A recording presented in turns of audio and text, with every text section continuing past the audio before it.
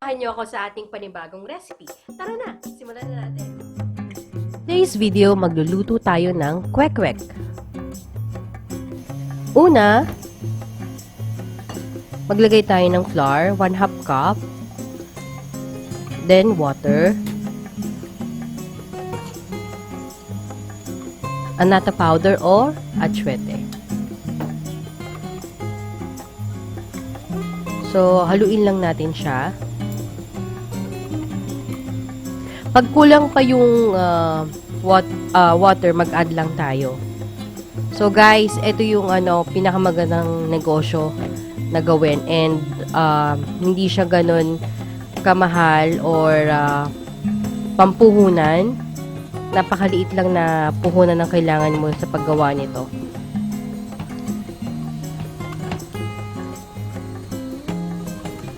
So halo lang tayo ng halo.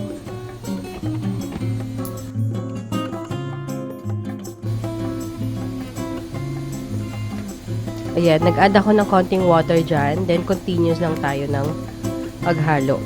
Hanggang sa mawala yung buo-buo niya sa flour.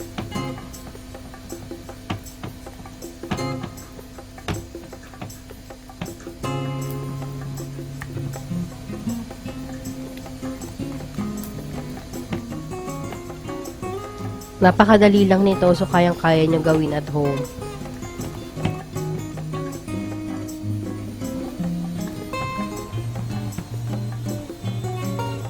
Sa mga hindi pa po nagsasubscribe, don't forget to like, share, and subscribe. And don't forget to click the notification bell para update kayo sa lahat ng happenings.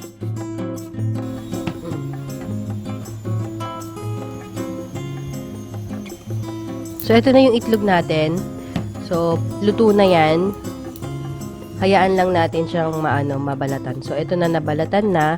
Ito yung cornstarch. So, kailangan i-cover nyo siya ng cornstarch para dumikit yung nilagay natin na harina.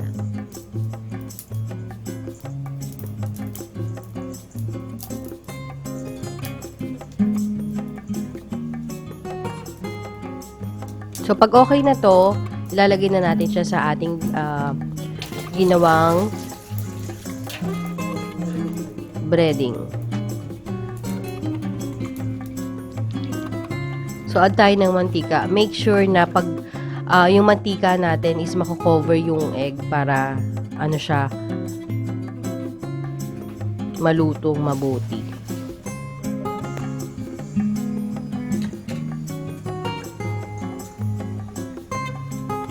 So, ayan na siya guys. Ihalo lang natin yan dyan. Dapat ma-cover siya.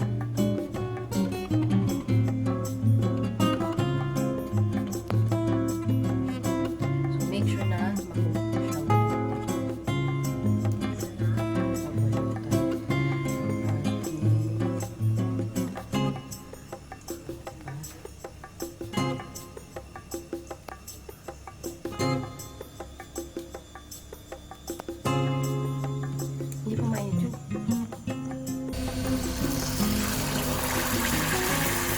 So, ayan na siya guys.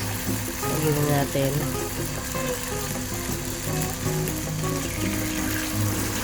So, make sure tama lang yung init ng ating mantika para hindi masunog.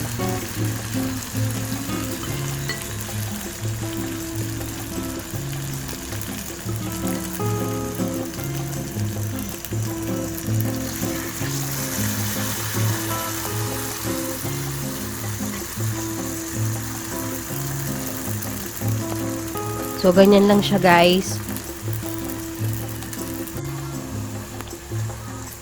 So, after nitong maluto, gagawa naman tayo ng sauce.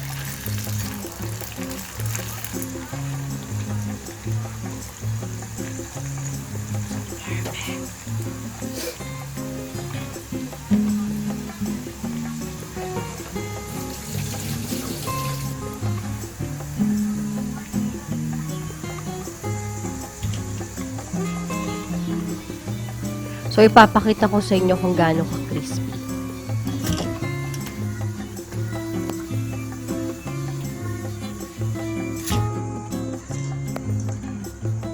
So, ayan siya guys. Oh, naririnig nyo ba? Sobrang crispy niya.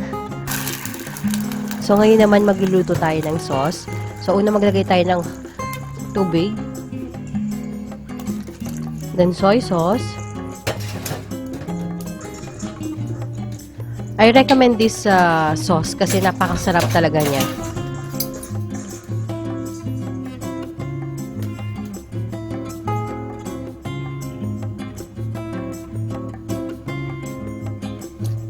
Then, vinegar.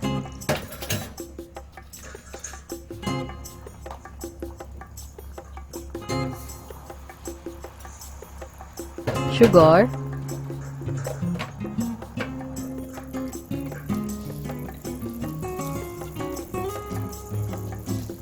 Chili flakes.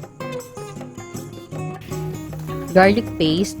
Kung wala kayong crush na garlic, pwede nyo itong gamitin, yung garlic paste.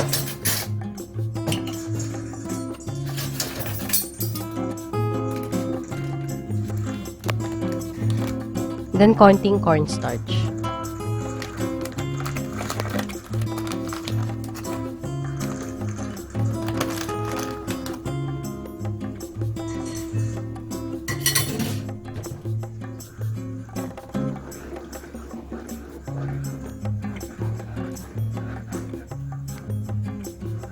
So, i-mix lang natin yan hanggang sa kumulo. And, of course, dapat mawala yung buo-buo ng cornstarch para maging malapot.